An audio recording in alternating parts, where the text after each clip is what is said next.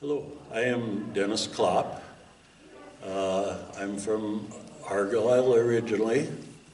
I grew up on a farm east of Argyle, and we still have that in our family. After high school, I went to vocational school in Thief River in welding. And For welding? for welding, Okay. yes. Graduated from there, and then I went to Northland. That was the first year Northland had a college there in Thief River, Northland really? Community College. And then I actually got my 1A status, and me and a couple other guys went down to the National Guard recruiting thing, because I knew things were starting to get pretty hot in Vietnam, and I wondered if... Do you remember their names? Who went with you? Let's see. Harold Copang was one, and then Derwin Broughton was one that went with me down there. And they had room for 3 of us. Where'd you go? To the Armory in Thief River Falls. Okay. Yes. And they had room for 3, and so we all 3 signed up, because I had a 1A status, which my dad didn't really want me to go anyway, but I was okay to go, but this was a way to do it. So then I went on to graduate from Northland Community College. I was going to be a teacher, but I got married in the meantime, and we bought a farm and started farming up by Carlstead, and had a dairy farm up there. So You bought a farm in Carlstead? yeah, it was a really poor farm though. It was real cheap. So, and then later on we started milking cows up there. I had 5 kids, and they worked hard on the farm, and we milked up to 125 cows at one time. So we had a pretty big operation there at that time. So Kept busy. kept very busy. The kids learned how to work anyway. That was the one thing.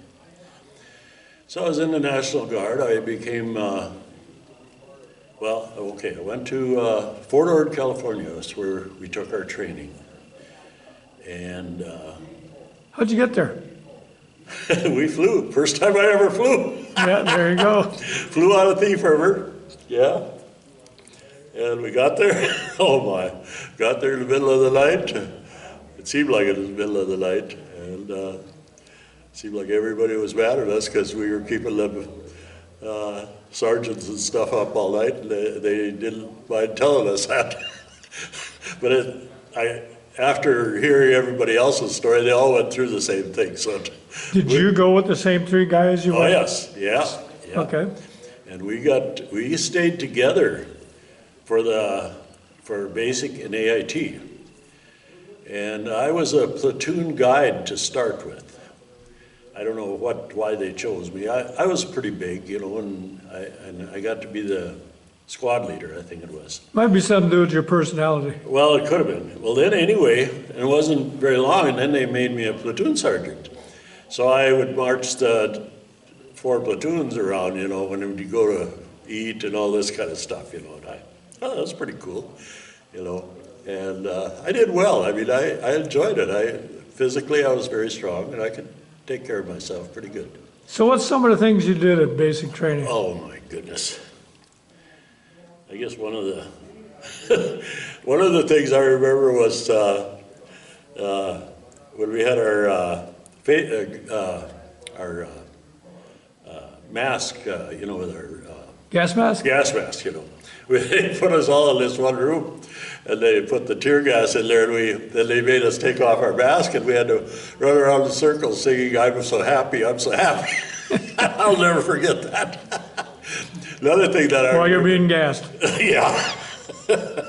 Another thing I remember was our night fire, when we had to crawl through the wire underneath, and the tracer bullets were going over, and I thought they were right over my head, but I guess they were way up. It just seemed like it, and I remember M60 machine gun. yeah, just flying over it, and we had our rifle and everything, and crawling in there, and this one poor guy, he came out, he lost his rifle in there, and you don't do that when you're going through that.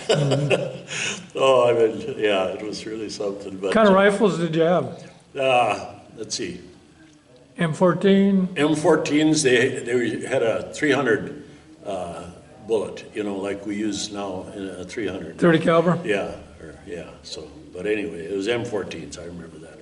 And I did well there. I made expert with the rifle and with the pistol. And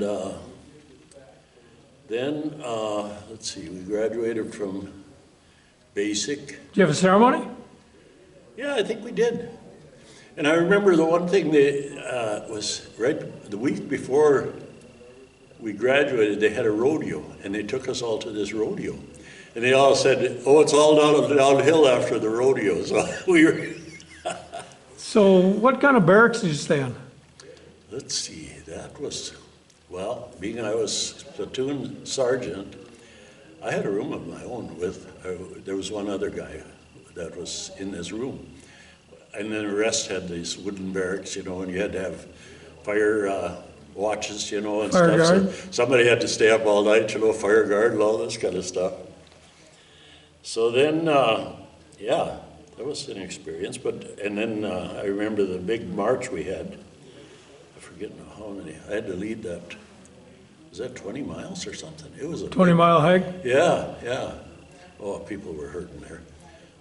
I was very strong though. I could handle that pretty good. So I did well there. Did you do a night march at all? Oh yeah, and Called it a forced march or something? forced marches. And then when you come home from the rifle range, you'd run. You know, that was kind of, and you didn't want to fall out, because if you did, those who made it would go to the chow line. The other ones would have to do calisthenics before they could go and have dinner or supper or whatever it was. I remember that. So Speaking of chow, how was the chow? chow was excellent. I enjoyed, I mean, yeah, I did good. I liked the chow, but I remember the So what was one of your favorite things to eat there? sausages, breakfast, things like that, eggs, yeah. And I went to church there several Sundays, and if you come back and they were just finishing up with dinner, I said, I want eggs, and I was really hungry. Well, they threw out about 7 eggs on the platter, you know. I mean, they fed you really good, because not too many people went to church. I always did, though. I enjoyed going to church and chapel and stuff, so. Do you remember what your pay was at that time? $90 a month, yeah. And, well, I remember another thing. We could take candy or something along to eat, you know. I'd buy these big Hershey candy bars, you know, because I just craved them, because I was always short of energy, you know, and I'd take them along and eat them and stuff. And Fort Ord was kind of different, because in the mornings you'd need your field jacket, and by afternoon you were so hot you couldn't hardly stand it, you know. It was always that way, I remember. So, and we'd go out in the field, we'd go out in the rifle range or do all of our training out there and stuff. But Fort Ord was a pretty good place. I guess I didn't go anyplace else, but it was good, you know, so. You do a grenade toss or anything? Oh, like yes, that? yeah. What kind of grenades were? Pineapple or baseball? No, they were like a pineapple, I think Yeah. you'd call them. Yeah, Yeah. I guess, I don't know. Oh, and I remember the hand-to-hand combat. I liked that. I mean, you'd The have bungee sticks? the batons and stuff. Yeah. I could really handle that sucker. Why, you big guy, yeah.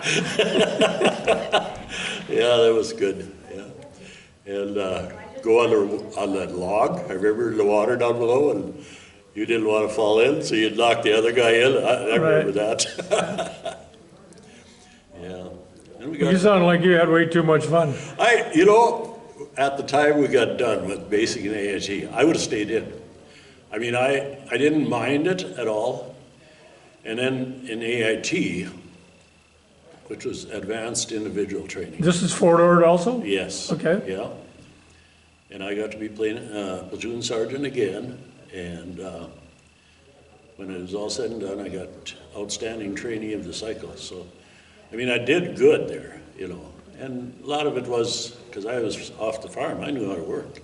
I mean, work didn't bother me, you know, so I did well. So it maybe it sounds like I'm bragging, but I mean, I did good there, so.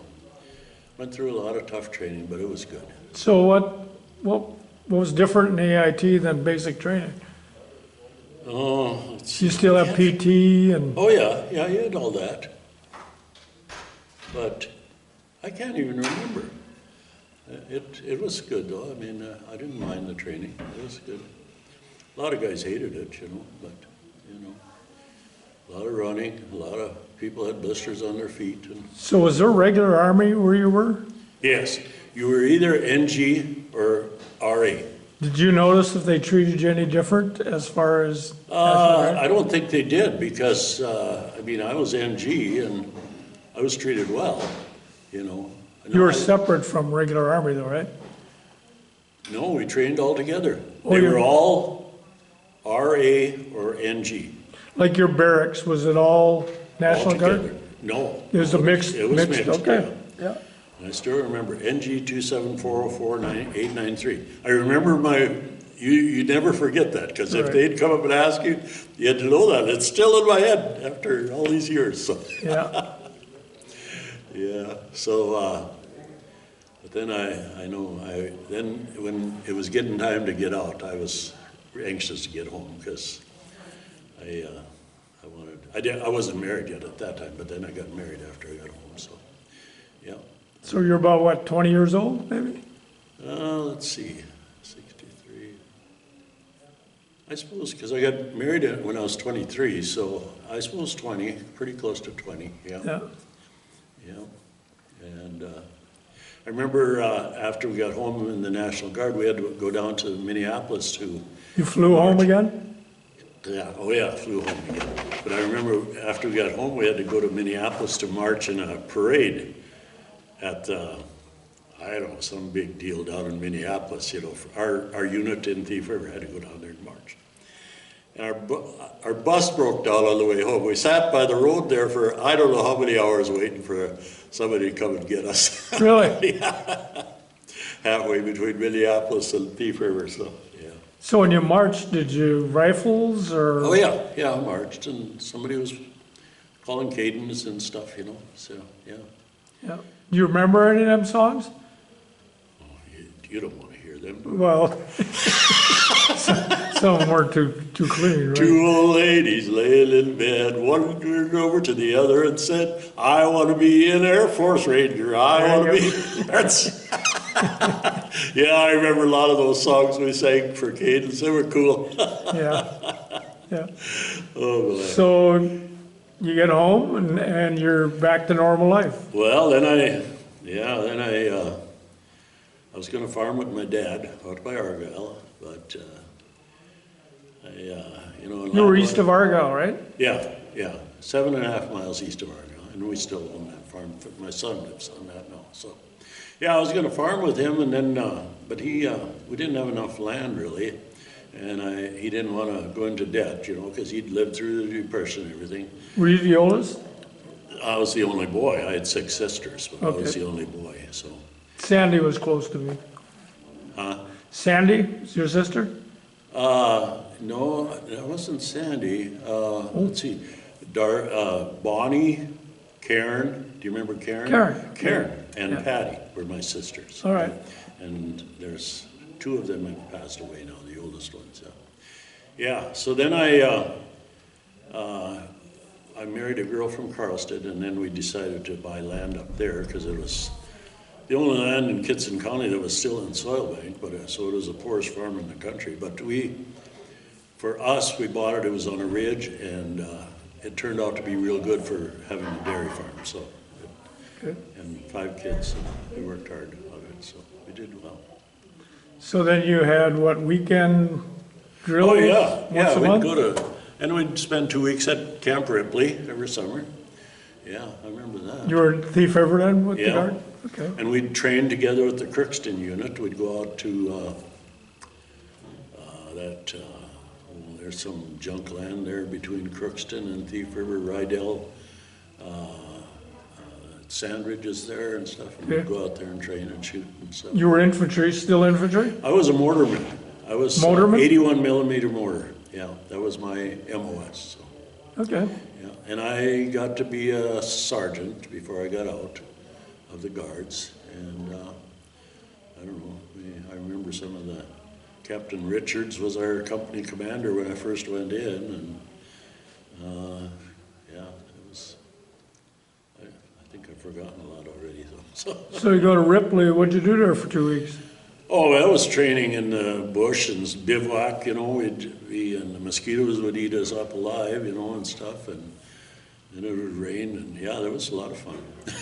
So you were outside all the time? No, not all the time, but most of the time when we went there for 2 weeks, it was a lot of outside, you know, bivouac, and I remember, they do all kinds of things. You find your way back in the dark, you know, you got a point where you got a map and you're supposed to orientation and figure out how to get back, and people would get lost. Oh, it was exciting. Oh yeah, yeah. War games? Do you have war games? Oh yeah. One unit yeah. against the other? Yes, oh yeah, yeah. It was, actually you didn't mind going to. So when you were out there for 2 weeks, Yeah. what was the food like there? Well, I don't know. I'm a person that can eat anything, so anything was good as long as there was plenty of it, you know. So what did your folks think of you going into service? Dad, you know, my dad and mom, they kind of after I graduated from high school, they let me pretty much do whatever, you know, I'd make my own decisions. They were happy when I got married, though. I mean, you know, yeah, and, you know, I made my own decisions going to vocational school, and I started working nights at Arctic as they came over and wondered if somebody wanted to weld at night at Arctic, and we were building the old red and white ones, you know, back then. In there was only 3 welders when I first started, and we were doing that down by the dam in Thief River. And, yeah, so. I spent a few months at Arctic too. You did? Yeah. Okay. Early on, yeah. Yeah, I did that all the time, and worked at Arctic and farmed and started milking cows, and I was still working at Arctic until they went bankrupt in 79 or 80, off and on. I quit when I was going to school, and I never did finish my degree because my wife interfered with that or whatever. We got married, and that was 5 kids to keep it a little bit. that was my priority, really, is have a family, and yeah. You know, in those days, I mean, nowadays you gotta have a pile of money to do anything, but in those days you didn't need so much. It just, you weren't worried about that. Go home and get a little groceries from mom and dad once in a while, you know, if things were tight. So. Yeah. So, in your military career, when it came time to get out of the National Guard, did they give you a re-up talk? No, I didn't. And sometimes I wish I would have, because a lot of my friends that I was with in the National Guard did, and they stayed in, and they had, you know, but you know, you didn't get paid hardly nothing, and I wanted to farm. I had that in the back of my mind, and you know, you couldn't. I just wanted to be home. You know, that was but I knew different ones that did stay in, and they seemed to do well, you know. Pay was a little better later on. They did well, but no, I was satisfied to get out, yeah. Good. Yeah. Anything you wish you'd have done different while you're in National Guard? No, I don't think so, no. Sound like you did very good. I enjoyed it. I can't, you know, I did enjoy it.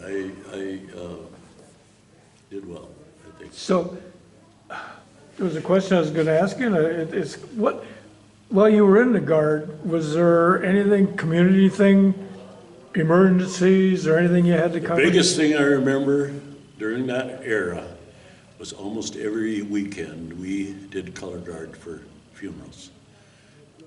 People coming back from Vietnam that had passed away. Every weekend?